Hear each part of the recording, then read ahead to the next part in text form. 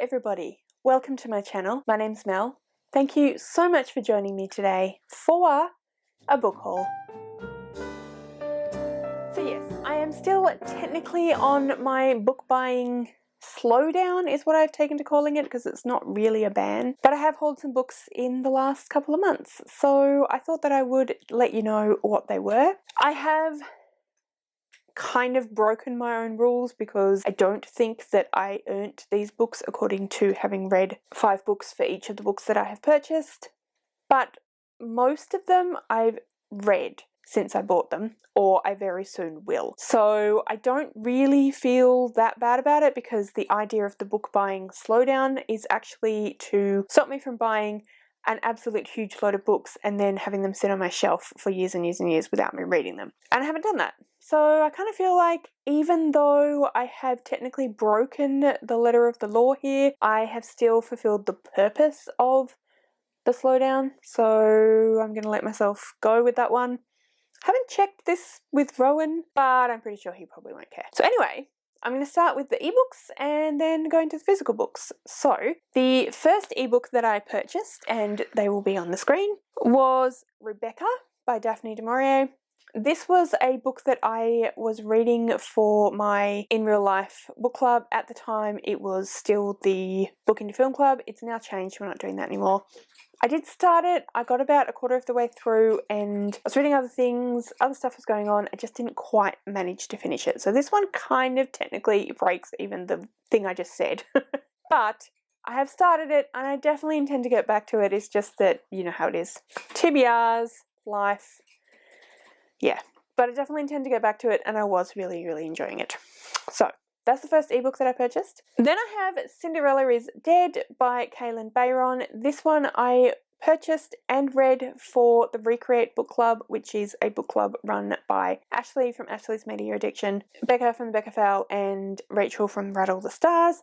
As ever, anyone I talk about in this video will be linked in the description below, so you can go and subscribe to their channels, etc. But yeah, I did read this one. I really, really enjoyed it. It wasn't a favourite of all time, but I definitely really enjoyed it, so I'm glad that I purchased it and read it. So that is Cinderella is Dead by Kalynn Bayron. Alright, those are the 2 ebooks that I purchased over the last couple of months. Then we move into the physical books that I've purchased. First one of those is Hamnet by Maggie O'Farrell. This was the book for my In Real Life book club, which is now just the We Love Books Club. We're reading one book every couple of months, and this was the book for, what was it for? For March and April.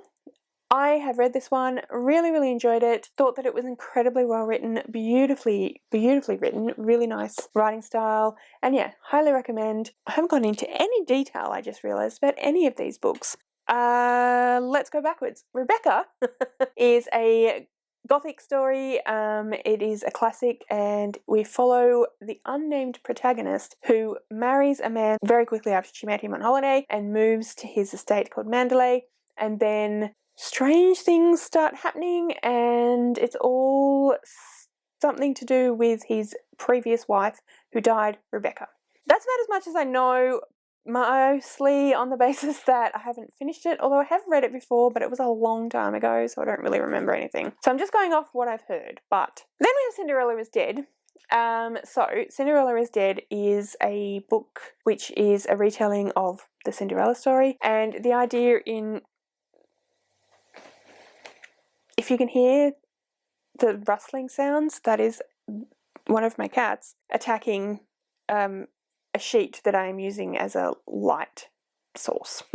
So anyway, we'll just ignore that. Anyway, yes, so it is a Cinderella retelling, and the idea, it's a fantasy world, and in that fantasy world, Cinderella was an actual person 2,000, maybe 200, an amount of years previously, and the story of Cinderella and the events of that fairy tale have kind of created this new society and these new rules around society, and specifically around the subjugation of women. And this is a story about a main character whose name I've forgotten, her kind of breaking out of this oppression and yeah, it's really good. I'm not explaining it very well. It's been a little while, but it is really good and I really enjoyed it. This one is the story. It is a fictionalized version of Shakespeare and his son Hamnet. So Shakespeare had an actual son called Hamnet. He actually died when he was a child, and this is the story of that and how that kind of influenced Shakespeare, I should say, creating the play Hamlet. So yeah, really enjoyed that one. Highly recommend if you love literary fiction, if you love just really beautiful writing and historical fiction. So that's that one.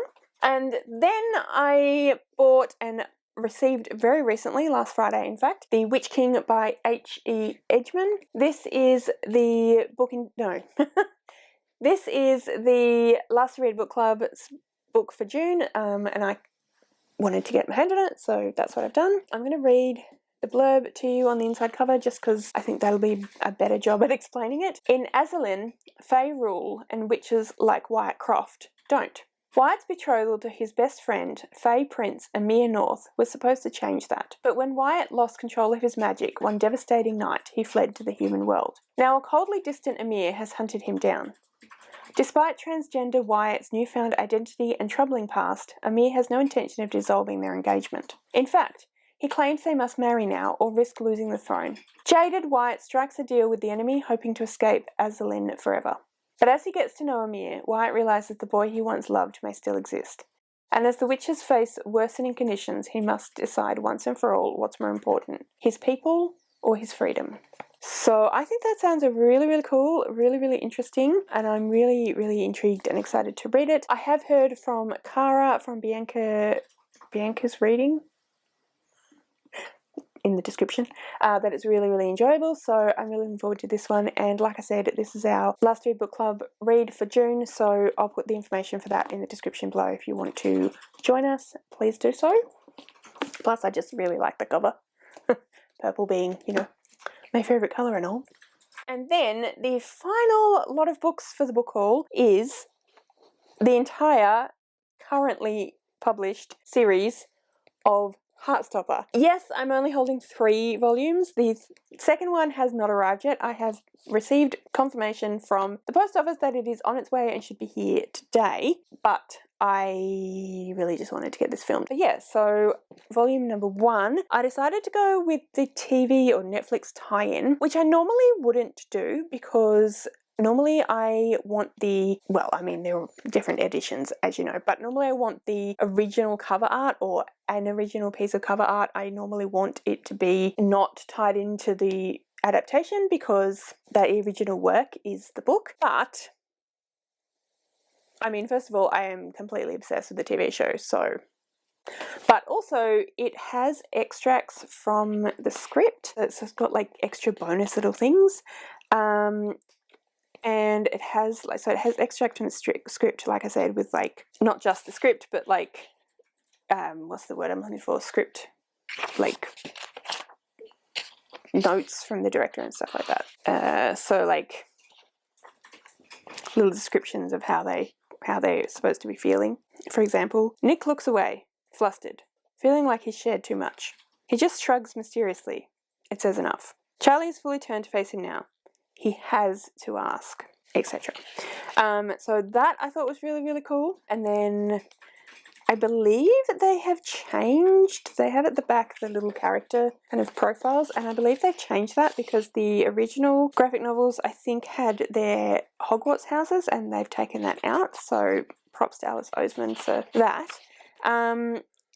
But yeah, they also have like a couple of diary extracts from Nick and Charlie after the snow day, which I think is a new thing from what I have been informed. I don't have the original, so I don't actually know. But yeah, it was particularly this script extracts that really drew me in. Also, this isn't just like the movie poster or TV poster or anything like that. They've recreated the cover with Kit Connor and Joe Locke, who play Nick and Charlie, which I thought was really, really cool because normally they just put the movie poster on the front cover, whereas this one's actually like, yes, it's got the actors, but it's the original. I'm going to put an overlay of that. It's the original setup and everything. So I actually think that's just really, really cool and just shows how important Alice Oseman, who is the author, was to the creation of the TV show. She was scriptwriter, producer, etc. So yeah, that was why I decided to get the TV tie-in. So those are the two main reasons. Not just because I'm obsessed with the TV show, but I thought that like this was kind of a bit of a more special edition than just, hey, buy the book and have the poster for the movie. Not that there's anything wrong with that, but you get what I'm trying to say. Anyway, so that's volume 1. And then insert clip with Mel volume 2. So I just picked up a package from the post office, which I am 95% sure is volume 2 of Heartstopper. So I thought I would film myself opening it. That is assuming I can... Oh, there we go. The little tag thingy.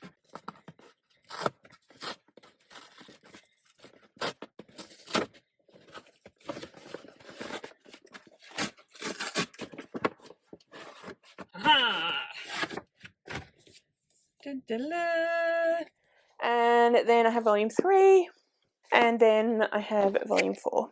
And like I said, I think volume 5 comes out end of this year, next year maybe, I'm not sure. But there is a volume 5 on its way. So I feel like I probably don't need to explain what all this is about, because if you don't know by now, then I'm not sure where you've been. But for those of you that genuinely don't know, Heartstopper is a graphic novel, and it is the story of high school boys, Nick and Charlie, who meet and fall in love, basically. But it's really cute, really sweet, really well written, very cute illustrations, and yeah, I'm just really excited to have them.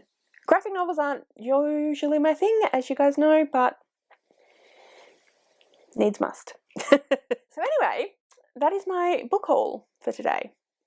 Kind of a few more books than I technically should have bought according to the deal that I made with myself and Rowan and Michelle earlier in the year, or late last year. But like I said, I have read most of them, and you gotta go with what you love. So anyhow, that's it from me today. Let me know in the comments below if you have purchased / read any of the books that I mentioned here, what you thought of them. Have you any intention of joining us for The Witch King? Let me know that as well in June. If you would like to leave me a comment but you don't know what, then in honour of Heartstopper, leave me some leaf emojis.